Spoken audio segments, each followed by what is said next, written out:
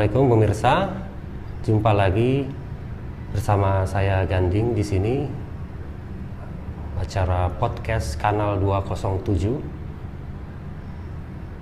Kali ini kami berbahagia sekali mengundang seorang narasumber di sini, seorang yang bergerak di bidang keuangan khususnya ekonomi syariah, lebih khusus lagi tentang saham syariah. Siapa beliau? Beliau adalah Kang Adi Nugraha, co-founder dari Syariah Saham. Assalamualaikum Kang Adi. Waalaikumsalam.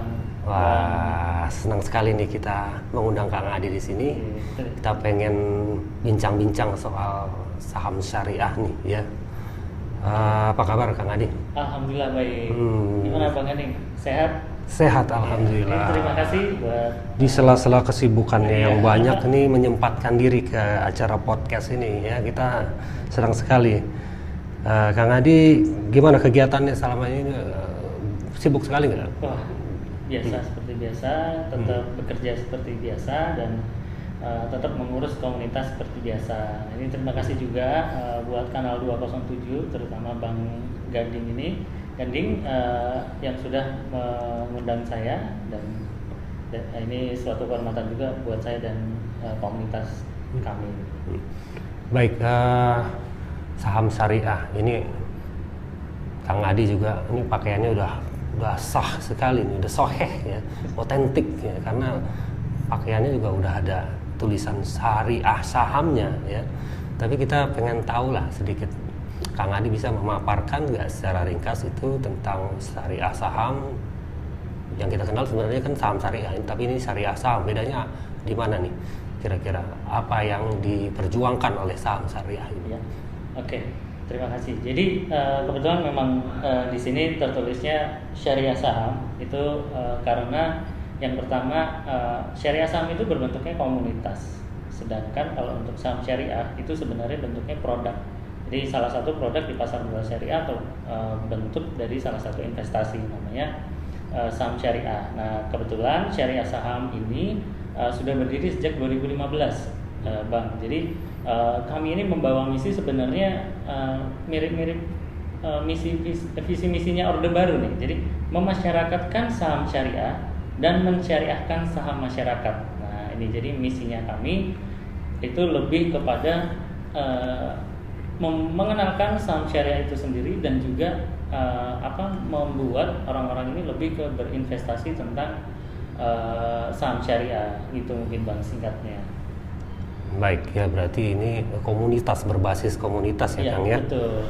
Baik, ini kembali ke masalah memasyarakatkan saham syariah sendiri itu adalah bentuk dari salah satu bentuk investasi kan ya. Betul. Ada misalnya investasi yang berbasis syariah yang lain, misalnya reksadana syariah ya.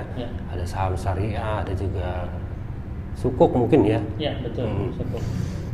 Apa sih keunggulannya? Kenapa harus saham syariah? Oke, baik. Jadi kalau kita lihat produk yang tadi Bang Ganding sebutkan, itu ada reksadana syariah ya. Jadi ada reksadana syariah, saham syariah dan sukuk. Jadi ketiganya ini mempunyai kriteria atau jenis investasi yang berbeda. Nah, yang pertama mungkin saya jelaskan sedikit tentang reksadana syariah. Jadi ini lebih kepada produk manajer investasi atau misalkan ini produk portofolio. Jadi misalkan Bang Ganding nggak perlu repot lagi nyari pengen investasi di saham apa nih, di perusahaan apa, tapi langsung aja ke produk. Jadi nanti manajer investasi ini sudah otomatis membuat suatu produk yang udah kita tinggal pilih, kita tinggal invest, kita tinggal duduk. Nanti isinya banyak banget. Ada yang manajer investasi ini akan belikan portofolio saham, ada yang belikan sukuk seperti itu. Nah untuk sukuk sendiri itu lebih kepada mirip dengan obligasi ya. Jadi obligasi tapi ini syariah ya, sebetulnya sukuk. Jadi produk ini lebih ditunjukkan kepada mereka yang mungkin tipikalnya lebih konservatif, lebih pengen ini sukuk negara nih, negara yang mengeluarkan sukuk, mereka lebih tertarik seperti itu karena mungkin dengan berinvestasi di sukuk mereka juga ngerasa untuk membangun negara. Nah, sedangkan saham syariah sendiri itu lebih kepada produk ke perusahaan. Jadi di mana Otoritas Jasa Keuangan atau disebut dengan OJK dan DSN UI itu mengeluarkan beberapa kriteria untuk saham syariah. Nah, terutama kriteria tentang jumlah utang berbasis bunga dan juga pendapatan non halal. Nah, Baik. itu yang membuat saham syariah itu banyak diminati juga, karena selama ini kan labelnya itu saham itu judi ya, saham itu judi, saham itu ilegal. Nah, dari sisinya OJK mengeluarkan undang-undang pasar modal. Nah, ini artinya membuat saham itu sudah legal dari sisi legalitas. Nah, syariahnya gimana? Ada yang nanya, ini syariah apa enggak? DSN UI, Dewan Syariah Nasional MUI itu mengeluarkan fatwa, yaitu yang pertama dulu fatwa nomor 40, terus kemudian dikeluarkan lagi fatwa nomor 80, dan yang terakhir adalah fatwa nomor 135 tentang saham. Jadi buat rekan-rekan investor nih yang pengen lebih tahu tentang saham syariah, itu sebenarnya tinggal merujuk ke fatwa DSN MUI, seperti apa kriterianya, seperti itu. Baik, itu kan kalau kita memang sudah istilahnya kalau orang yang sudah melek ya tentang saham syariah. Tapi ya saya juga ada ikut juga nih Kang Adi ya saham syariah. Tapi kalau saya misalnya cerita ke saudara misalnya, apa aktivitasnya sekarang? Oh, saya ikut saham. Dia bilang, langsung takut saudara itu. Wah, jangan main-main saham, katanya terlalu berani kamu, katanya gitu. Jadi terus terang di mata orang awam memang saham itu memang agresif, jadi agak menakutkan bagi mereka. Memang seperti itu. Iya, betul. Memang untuk saham sendiri itu sebenarnya tipikal untuk investor yang agresif. Kita tahu tipikal investor itu ada 3 ya, konservatif, moderate, dan agresif. Yang pertama konservatif itu perumpamannya itu mereka punya modal, tapi ketika mau invest nggak mau rugi. Untungnya juga nggak ngaruh seberapa. Yang penting lebih dari inflasi, bisa mengalahkan inflasi gitu. Misalkan taruhlah setahun dikasih 5-6% itu lebih senang gitu kan. Nah, ini kenapa produk deposito lebih menarik dibanding produk investasi yang lainnya, karena mereka tinggal nabung ke bank, ditawarin sama pegawai bank, Pak mau deposito nggak, nanti 1 tahun kemudian bisa diambil sekian misalkan. Nah, ini mereka lebih tertarik seperti itu karena mungkin dari sisi literasinya kan juga masih belum sampai jauh ya. Jadi literasi pasar modal di kita masih terbatas ke orang datang ke bank, orang bank yang misalkan mengedukasi. Terus kemudian moderate ini lebih kepada boleh kehilangan uang ya atau rugi, tapi nggak mau gede-gede gitu. Nah, ini cocoknya biasanya ke sukuk yang tadi. Boleh deh, masa iya sih investasi ke sukuk negara ada resikonya? Ya semua tetap ada resikonya. Kita nggak bisa memungkiri bahwa semua investasi itu bebas dari resiko. Nah, kalau untuk saham sendiri memang betul yang Bang Ganding bilang, memang ini resikonya tinggi. Apalagi tadi sempat dikatakan main-main ya. Nah, mindset yang ada di masyarakat itu sebenarnya yang muncul adalah main saham. Nah, ini yang sangat berbahaya sebenarnya, padahal saham itu bukan tempat untuk main-main. Karena apa? Saham itu sebenarnya bisnis gitu. Kalau misalkan orang pengen tahu, ayo kita berbisnis, berdagang saham, jual beli saham, berbisnis menjadi investor. Nah, seperti itu. Jadi kriteria yang beredar di masyarakat tentang kata-kata jangan main saham ini memang lebih santer terdengar dibandingkan bisnis saham, dagang saham. Untuk orang awam yang pengen kita kenalkan, cukup dikenalkan dulu dengan produk-produknya. Misalkan perusahaannya. Contoh, kita lagi masak Indomie. Ya, tahu nggak sih Indomie ini yang bikin siapa? Kita tunjukin, kita balik bungkusnya, nanti di belakang ada tulisannya Indofood, CB Makmur, TBK. Nah, kita kasih penjelasan, TBK itu adalah perusahaan terbuka misalkan. Nah, ini sahamnya boleh dibeli sama siapapun. Jadi kita bukan beli saham bodong, tapi kita juga ikut ambil sebagai pemegang saham di perusahaan itu. Jadi mulainya memang nggak bisa langsung seperti kita belajar teori, tapi mengenalkan sekitar kita. Misalkan barang apa yang mereka pakai gitu, apa Pepsodent misalkan, ini mohon maaf sebut merek nggak apa-apa ya, untuk contoh aja. Nggak apa-apa ya. Dan misalkan dari produk-produk Unilever gitu kan. Nah, ini seperti itu. Jadi memang benar-benar kita berangkat dari hal-hal yang kecil dulu. Atau misalnya keluarga kita pakai apa untuk operator? Telkomsel, XL, Indosat. Kita kasih tahu bahwa mereka sahamnya bisa kita beli loh gitu.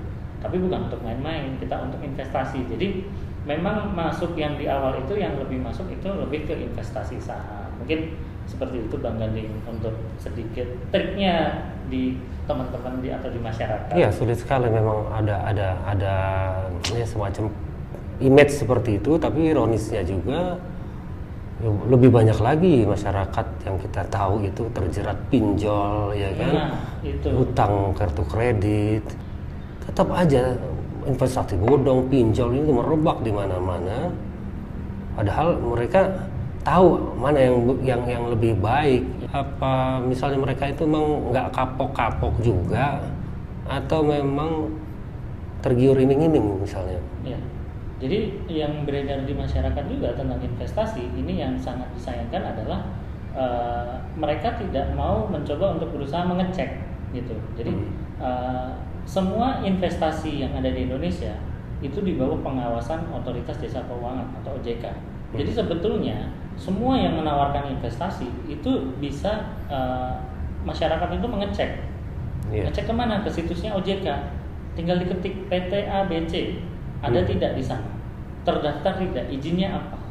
Kalau memang itu berizin, biasanya muncul. Tapi kalau tidak berizin, itu biasanya ya bisa jadi di situ sudah ada laporan bahwa itu penipuan, bisa jadi belum ada data apapun gitu kan. Nah, hal yang lain yang perlu digarisbawahi adalah ketika penawaran itu sedikit mencurigakan. Misalkan kita investasi titip dana.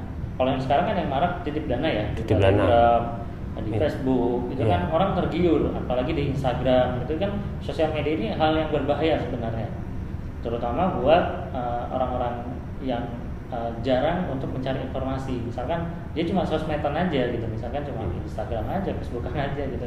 Saya tiba-tiba di DM, ayo titip dana yuk 100.000 dapat 1 juta, ya siapa yang nggak mau gitu kan, resikonya 100.000 dapatnya. Kalau tahu kayak begitu disemprit OJK nggak kalau kita lapor? Kalau kita lapor ada orang yang mau galang dana seperti itu. Betul.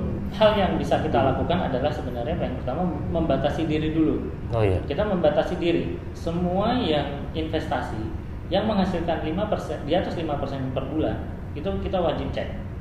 Oh gitu. Karena ini yang berbahaya. Jadi sebenarnya 5% pun juga udah terlalu besar ya.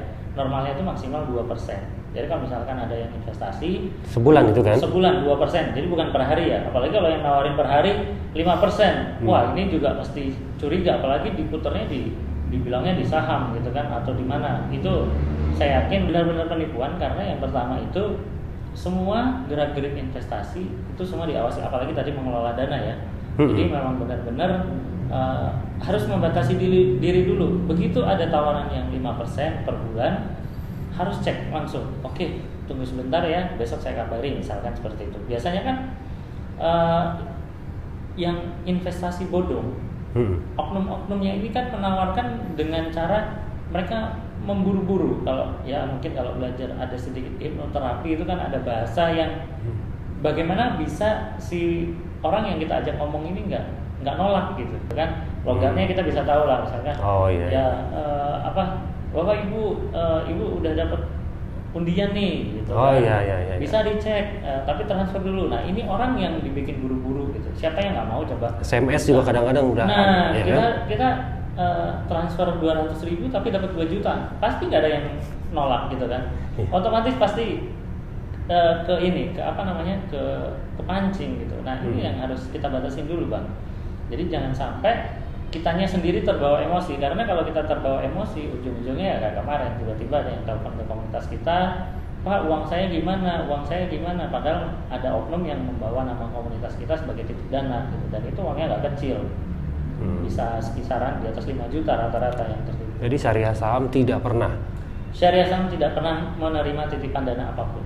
Baik, ya jadi udah jelas ya. Jadi kalau ada yang mengatasnamakan syariah saham, jangan langsung udah dibantah oleh Kang Adi sendiri. Ini tidak ada sama sekali ya. Penitipan titip dana, dana. Nggak pernah gitu Pak. Karena titip dana itu sebenarnya yang boleh itu cuma wakil manajer investasi, dan itu harus dalam berupa produk tadi reksadana. Oh ya. Nah, kalau reksadana terus berizin dan lain-lain silahkan beli di sana tidak apa gitu kan. Tapi saya bisa pastikan keuntungannya tidak seperti yang digembor-gemborkan di iklannya mereka gitu. 3 hari 10%. Bukanlah. Enggak ya. Oh, baik. Oke, berarti ini saham syariah. Sekarang ada pertanyaan lagi, ini di saham sendiri ada orang-orang yang cenderung mau cepat ya, main cepat, ada yang long term ya. Iya. Nah, ini apa yang kita harus pilih kalau untuk orang-orang yang baru mau masuk, mau jadi trader kah atau mau jadi investor kalau di saham ini? Kalau saya boleh saran, menurut pengalaman pribadi, saat kita pengen belajar benar-benar saham, tentang saham, itu diibaratkan saham itu bisnis. Jadi jangan dijadikan ini tempat judi, ini tempat mainan, jangan. Atau ini coba-coba dulu, jangan. Tapi langsung posisikan diri bahwa saham itu bisnis. Seperti kita lagi buka bisnis yang real ya, misalkan kita buka franchise. Hal yang pertama kita lakukan apa? Survei lokasi. Betul ya? Betul. Survei lokasi. Misalkan ada Alfamart, Indomaret, nggak mungkin lah mereka nggak survei dulu misalkan. Suatu usaha itu survei dulu gitu kan. Ada pasarnya nggak? Nah, hal yang sama kita juga bisa praktekkan di saham. Kita survei dulu. Saham itu apa sih? Gitu. Kita belajar dulu. Kita habiskan dulu waktunya kita. Ya kalau paling cepat sebulan harusnya udah paham. Atau misalkan mau ngebut 1 SKS ya seminggu juga udah bisa tahu saham itu apa kan. Baru masuk ke cara belinya di mana. Belinya bagaimana? Apakah harus datang ke pasar atau harus datang ke bank atau harus datang ke mall? Nah ini banyak orang yang nggak tahu juga gitu. Saya pengen belajar saham tapi mau mulai dari mana gitu. Oh iya betul. Cuma karena ngelihat orang lain udah cuan di saham, jadi kayak tadi bener pengen cepet-cepet kayak yang instan, FOMO gitu kan, fear out missing out gitu kan. Jadi langkah itu sebenarnya bisa kita minimalisir dengan cara tadi. Mungkin 5 tahun yang lalu itu prosesnya lama karena apa? Informasinya semua terbatas. Terbatas di sini artinya kita mau belajar kemanapun itu agak susah kalau tentang saham. Masih suatu hal yang bisa dibilang ini mahal lah, ilmu yang mahal. Tapi sekarang masyarakat tinggal buka di Google, ketik belajar saham atau belajar saham syariah, nanti keluar tentang kami. Itu kebetulan kita nomor 1 untuk belajar saham syariah. Kalau belajar saham masih banyak yang lain. Kalau belajar saham syariah nanti insya Allah ketemunya sama syariah saham. Nah ini tinggal diikutin saja dulu, belajar dulu, ikut sekolah-sekolah pasar modal yang resmi gitu kan, dari bursa, dan itu biayanya nggak banyak gitu, cuma 100.000 dan 100.000 pun cuma bakal dikonversi jadi saldo gitu. Itu modalnya buat teman-teman investasi. Nah setelah sudah tahu nih jual belinya seperti apa, tanya ke diri sendiri dulu, nyaman nggak saya di saham? Ketika sudah tahu tentang saham, sudah tahu cara belinya, nyaman nggak? Kalau nyaman jalani, kalau nggak nyaman tinggalin. Kenapa? Ketika kita tidak nyaman dengan sesuatu hal dan kita paksakan, pasti hasilnya akan buruk atau nggak sesuai ekspektasi kita atau jelek gitu kan. Jadi kalau bisa sampai kita benar-benar nyaman dulu, jual beli, latihan, mencari tahu segala sesuatu, baru kita investasi itu. Jadi kalau awal sudah nyaman, baru nanti ketemu nih, oh saya kerja, saya nggak bisa mantengin running trade atau misalkan layar tiap hari. Ya udah deh, saya mau jadi investor saja. Ada yang kerja tetap maksa trading. Nanti ketika meeting, ketika ada acara, kita lagi pegang barang, bingung gitu kan, harganya kan fluktuatif, kita nggak bisa tahu. Tapi dengan kita melakukan analisa tadi ya sebagai sebuah bisnis, saya yakin hal-hal ini, resiko-resiko seperti ini bisa teman-teman atau masyarakat bisa perkecil lagi gitu. Jadi memang benar-benar keputusan trading atau investasi itu akan kembali ke masing-masing. Jadi nggak bisa, pemula cocoknya investasi, trading, nggak ada. Enggak ya? Enggak, tergantung dari secepat mana dia belajar. Ketika dia belajar ternyata nyaman jadi trader, ya lanjut dia jadi trader. Nggak mau lagi dia jadi investor gitu. Gitu. Atau mungkin ada yang portofolionya untuk saham dipisah dengan bisa ya? Itu juga bisa. Jadi yang, memang yang jangka panjang sama yang trading ya, itu betul, ya dibikin begitu. Bisa dipisah juga. Jadi kita punya portofolio investasi, kita juga pengen belajar jual beli. Jadi sekalian berinvestasi dan juga berdagang tadi. Baik, Kang Adi, ini ke belakang lagi tentang maraknya orang yang ikut saham, apalagi khususnya di zaman pandemik, semuanya sulit, usaha sulit, apa segala macam. Ternyata ramai sekali orang masuk ke saham ini dan memang tanpa latar belakang ilmu yang cukup gitu. Banyak juga artis yang macam-macam menjadi ini itu mempromosikan banyak. Jadi luar biasa, katanya datanya besar sekali tahun 2000 sampai 2001 itu ya. Itu apa karena memang ekonomi atau ikut-ikutan juga atau gimana, Bang? Oke, jadi sebenarnya kenaikan jumlah investor ini memang kemarin di musim pandemi itu bisa hampir mencapai 100%. Karena 100%. dari 4 juta sekarang udah 9 juta. Itu kan artinya 2 tahun ini udah 100% kan ya selama pandemi. Nah, cuma permasalahannya adalah kenaikan ini, betul kata Bang Ganding tadi, tidak diiringi dengan fundamental yang bagus. Jadi tahunya saham itu adalah tempat untuk memperoleh kekayaan saat pandemi. Karena orang lagi di PHK, terus orang juga banyak bisnisnya gagal, akhirnya mereka bingung. Harus ngapain lagi nih? Bisnis apa yang saya nggak perlu modal besar, saya nggak perlu sewa tempat, tapi saya bisa menghasilkan. Akhirnya orang mencari tahu, mencari informasi, dan kebetulan lagi memang di masa-masa itu iklan tentang saham itu lagi lumayan besar, lagi kenceng lah ya bahasanya lah ya. Noise-nya juga masih kenceng sekali tentang trading saham. Akhirnya orang mindsetnya adalah trading saham, bukan lagi tentang investasi. Semua influencer keluar memamerkan kekayaannya, flexing gitu kan, walaupun kita tahu beberapa akhirnya itu banyak ditangkap juga ya, gitu, dianulir kan, artinya itu hanya flexing mereka aja gitu, sebenarnya bukan seperti itu. Nah, cuma kan ada beberapa hal yang mungkin yang flexing itu yang tadi yang saya bilang bukan investasi, produk lain, bukan di saham. Nah, yang di saham ini rata-rata orang juga di musim pandemi banyak tiba-tiba orang yang kayak mendadak. Kenapa? Harga sahamnya lagi jatuh, orang tiba-tiba berbondong-bondong investasi saham. Saya yakin sebelum pandemi investor banyak yang rugi, tapi orang yang masuk saat pandemi dia mendapatkan cuannya lebih tinggi. Ya karena lagi jatuh-jatuhnya ya. Betul, lagi jatuh-jatuhnya, lagi orang lagi senang dengan saham, akhirnya ya itu tadi sahamnya naik tinggi, mereka jadi untung. Nah, nasibnya lagi baik. Betul, nasibnya lagi baik. Nah, cuma masalahnya kita lihat berapa yang aktif gitu. Data kemarin di KSE saya lihat cuma 100.000 orang yang aktif trading atau orang yang aktif jual beli, tercatat lah. Oh gitu. Dari 9 juta cuma 100.000, sisanya kemana gitu. Nah, ini yang harus diperhatikan lagi gitu. Baik, Kang Adi, ini kembali yang itu ada disinggung Kang Adi tadi tentang yaitu saham dan perjudian. Kadang-kadang ada yang bilang orang yang udah lama juga di saham, emang beda-bedanya tipis kok. Tapi kalau Kang Adi mungkin punya lebih garis yang tegas mungkin membedakan antara saham dan perjudian ini. Okay. Sebenarnya pertanyaan yang sering juga datang ke komunitas kami. Bagaimana saham itu nggak dikatakan judi? Ya, katanya tebak-tebakan. Kata siapa? Berarti mereka belajar tidak sampai akarnya, hanya luarnya aja, bahwa saham itu mencari untung. Ketika saham udah mencari untung, itu kan identik dengan kita berjudi. Betul ya? Kita datang bawa uang, kita pengennya cuan, nggak mau pengen. Iya kan. Jadi kan kita pasang segini, gitu, kira-kira gitu. Iya, kan? Kita mau dapat segini. Nah, gitu. Betul. Kalau nggak kena, wah, kayak orang pasang nomor gitu. Ya betul. Gitu, nah, mindset itulah yang kebawa sampai saat ini.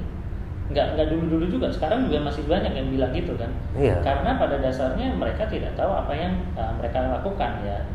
Jadi saham itu pada dasarnya adalah investasi, sarana investasi. Jadi tempat perusahaan untuk bisa menawarkan haknya perusahaan itu ke orang lain atau ke masyarakat. Artinya Misalkan tadi Indomie mau menawarkan saham ke masyarakat, artinya kita juga menjadi pemilik perusahaannya Indomie. Iya. Tercatat dan diakui loh, ya. Jadi ini tercatat dan diakui. Kenapa? Kita bisa datang ke RUPS yang namanya rapat umum pemegang saham. Artinya kita diakui sebagai pemegang saham dan itu memperoleh hak suara yang pas. Nah, ini yang namanya investasi. Nah, sekarang mungkin yang menjadikan itu judi adalah kitanya, pelakunya. Kenapa? Saham itu pada dasarnya bukan alat perjudian ya, tapi karena tadi ada oknum, ada orang-orang yang memiliki mindset judi, akhirnya spekulan, akhirnya banyak yang bertebaran di market gitu kan, jual belinya. Jadi mungkin mereka, ya itu biarkan saja mereka gitu, itu mereka gitu. Kita nggak usah merujuk ke sana juga gitu kan. Ya kita investasi, beli saham, tujuannya adalah untuk mengembangkan aset kita. Nah, tentang syariah enggak. Nah, ini sudah diatur dari fatwa tadi yang saya sebutkan, fatwa nomor 135.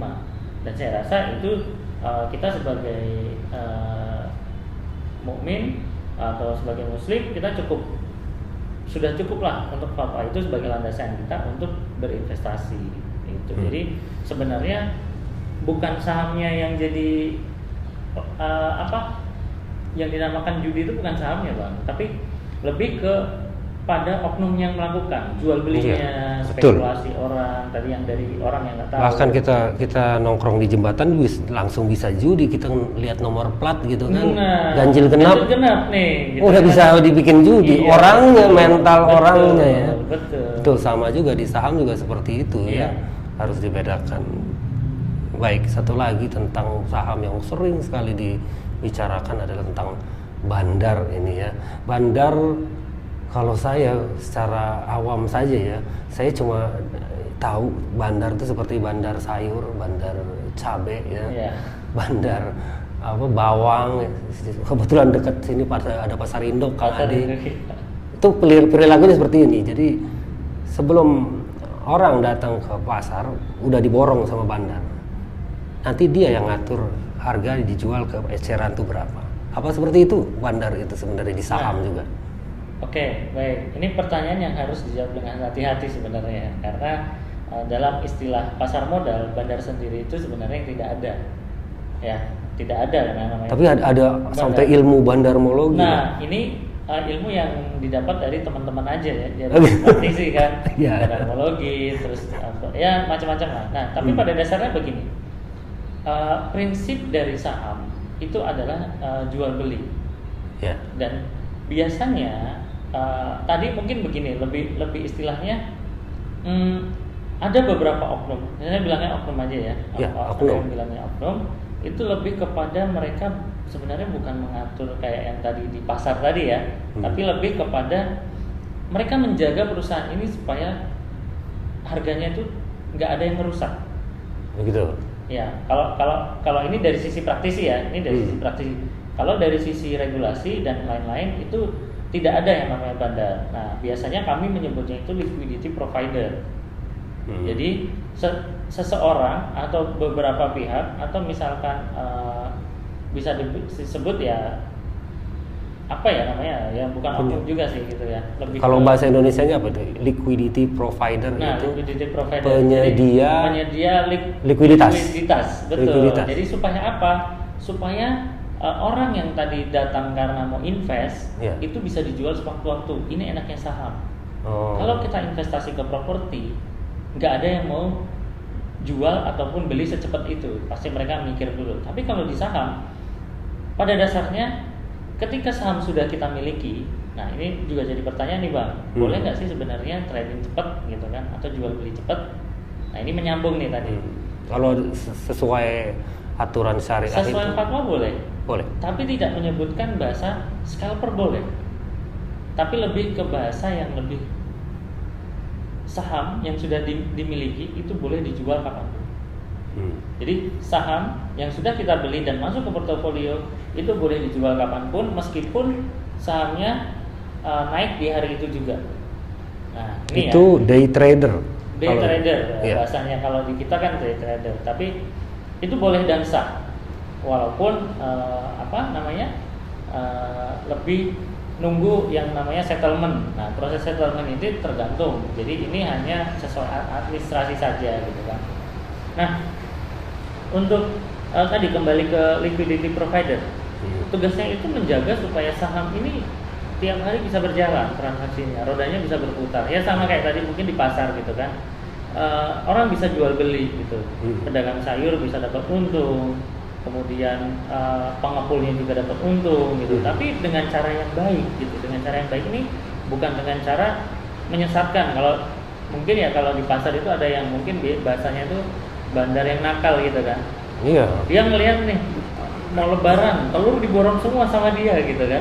Habis itu baru dia jual pelan-pelan. Nah, ini biasanya ini di pasar mah banyak penjahat nih. Nah, itu copetnya juga ada, di saham juga ada copetnya, dia bilang ada, betul. Betul, di saham itu ada. Nah, tapi kembali lagi saham itu adalah investasi.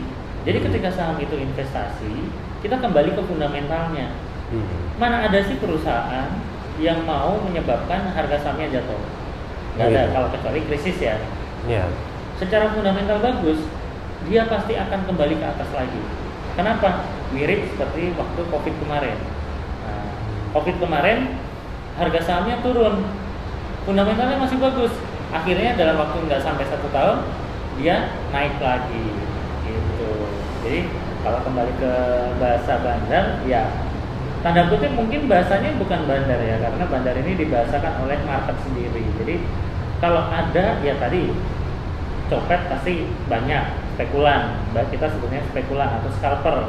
Mereka nggak peduli tentang fundamental perusahaan, mereka cuma mau ngambil untung dari selisih jual beli. Nah, tapi yang benar-benar investor ya tetap terjaga. Mana ada investor yang setiap hari muncul di depan layar untuk trading, gitu sih mungkin. Ya kalau misalnya satu lagi, boleh nggak sih misalnya mengumpulkan misalnya grup-grup yang berbayar, kemudian dia di situ misalnya jumlahnya ada ratusan, kemudian nanti ada yang yang misalnya mengkasih komando gitu, beli ini hari ini, beli itu termasuk kayak pergerakan kayak begitu dibolehkan nggak di dalam trading begitu? Oke, nah ini yang sebenarnya juga masih area abu-abu ya, terutama karena sekarang kan banyak grup Telegram yang mereka bahasanya ini menjual stock pick gitu kan ya, rekomendasi saham gitu kan. Stock pick. Nah, ada yang gratis, ada yang berbayar gitu kan. Nah, pertanyaannya cuma satu sebenarnya. Kalau kita perhatikan, market itu kan di Indonesia masih satu arah, cuma bisa buy dan cuma bisa sell. Berbeda dengan market luar negeri yang bisa buy bisa sell. Jadi bisa ngambil posisi buy kemudian sell, bisa ngambil posisi sell kemudian buy. Nah, berkata kebalikannya itu kayak apa itu forex ya? Nah, itu forex, tapi kalau di kita enggak. Di kita kan cuma satu arah. Nah, sedangkan yang tadi liquidity provider itu enggak semua saham ada. Nah, masyarakat harus tahu kalau misalkan ada ikut rekomendasi, jangan ditelan mentah-mentah, cek dulu sahamnya apa. Ya ini untuk menghindari tadi ya, kalau dari sisi syariah itu Goror, MyShare dan lain-lain.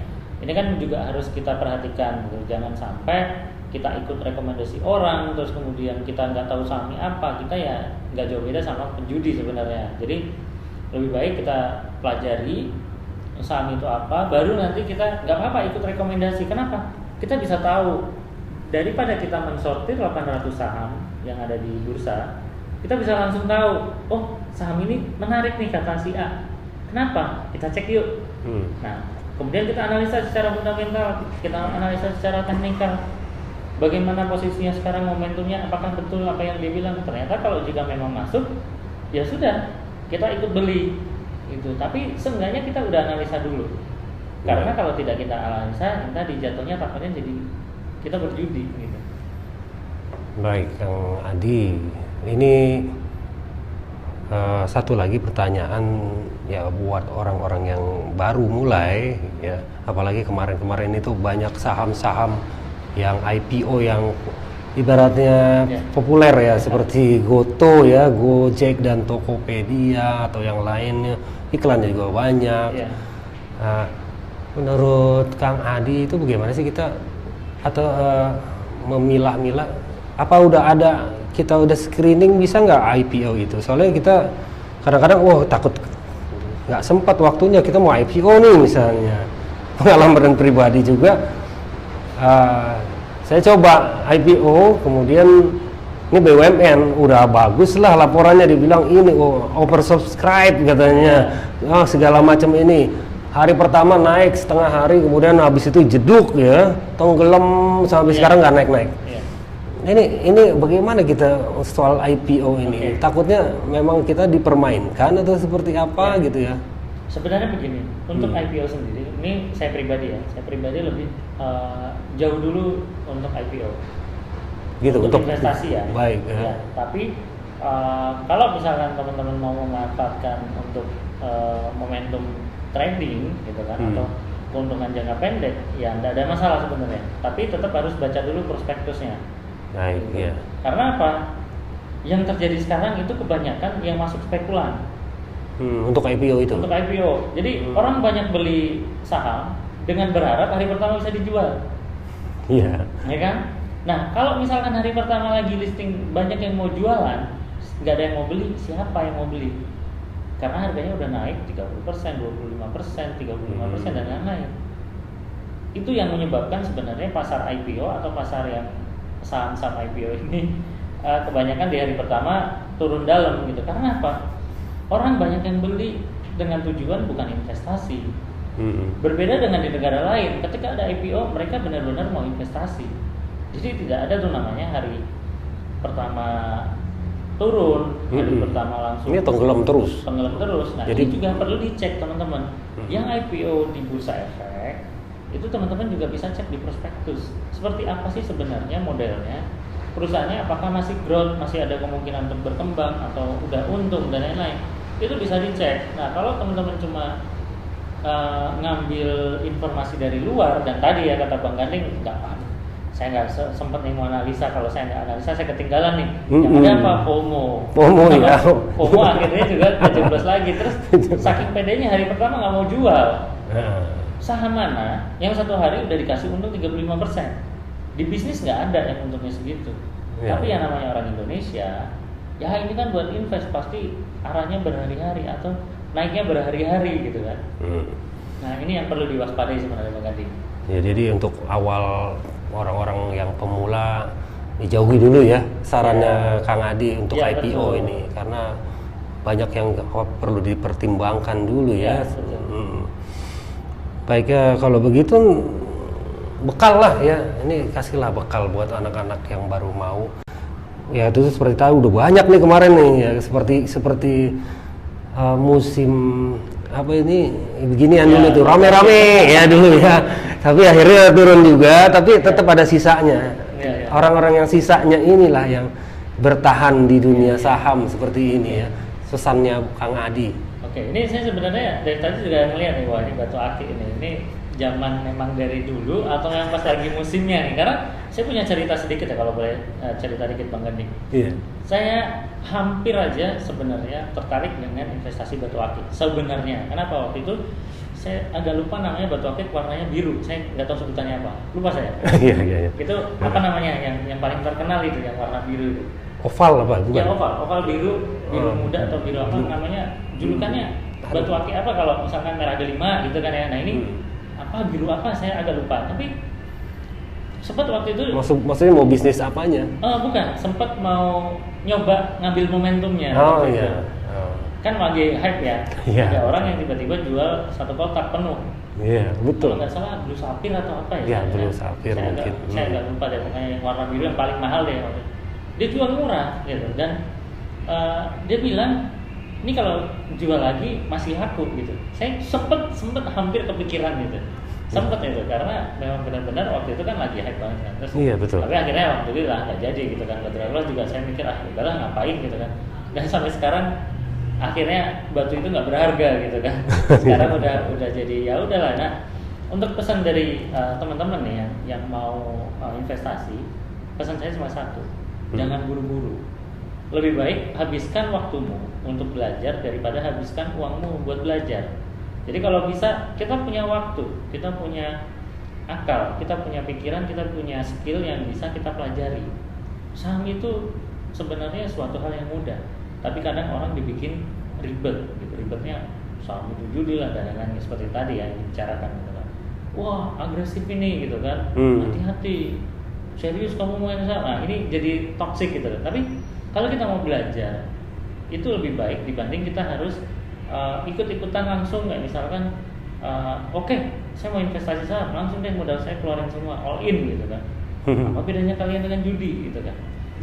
Langsung modal 10 juta, nggak usah banyak-banyak, 100.000 aja budget untuk belajar. Itu jual beli satu lot untuk membuat kita nyaman tadi, mencari kenyamanan dulu. Kalau udah nyaman, naikin modalnya. Udah nyaman lagi, naikin sampai di titik dimana kalian udah ngerasa oke, saya cukup belajar saham dengan modal sekian. Jadi nggak perlu lagi ikut-ikutan FOMO, oh teman udah sukses nih saham, ya itu rezekinya dia, biarin aja gitu kan. Belum tentu kita melakukan hal yang sama, copy paste itu mendapatkan hasil yang sama juga. Jadi tadi saran saya, hati-hati dan nggak usah buru-buru untuk investasi saham. Itu aja Bang. Baik, terima kasih Kang Adi. Ini pencerahannya bermanfaat sekali ini. Nggak cuma investasi modal atau saham, ini investasi kebaikan buat masyarakat umum juga ya. Ya mudah-mudahan sangat informasi yang sangat bermanfaat ini ya didengar sama anak-anak muda juga yang memang kepengen masih takut gitu, pengen mulai bagaimana ya. Ya sekali lagi terima kasih Kang Adi. Ya sama-sama Bang. Semoga bisa ketemu lagi. Amin. Sukses dan tidak mau nolak kalau diundang ya. Amin insyaallah. Sukses untuk ya. literasi keuangan syariah insyaallah dari kami Syariah Saham insyaallah bakal tuh bukunya tolong dilihat dulu. Ini dari komunitas ini ya. Ini kebetulan produk pertama kami dari founder kami, saham syariah kelas pemula ya. Ini sebenarnya modal belajar ini teman-teman bakal tahu nih sebenarnya. Dan di sini kita rangkum yang tadi mungkin dari awal sampai akhir saya obrolkan di sini, sebenarnya sebanyak hal juga yang ada di sini juga. Gitu. Jadi ada yang buku barunya ya? Insya Allah nanti mudah-mudahan doakan. Oh Insya Allah kita doakan semua bersama. Ya makasih, sukses selalu untuk syariah sahamnya, kegiatannya juga. Amin. Kang Adi di mana-mana, semoga kedepannya lebih bagus lagi. Ya. Baik. Oh ya doakan juga. Ini belum pernah diminum dari tadi ngobrol. Oh iya.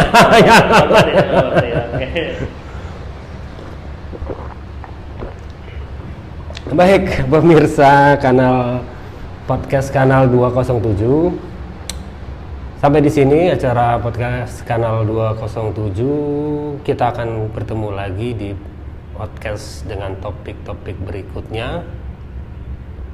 Dan jangan lupa, kita boleh menutup mulut kita dengan alasan kesehatan, tapi jangan pernah menutup mulut kita untuk menyuarakan kebenaran. Wassalam.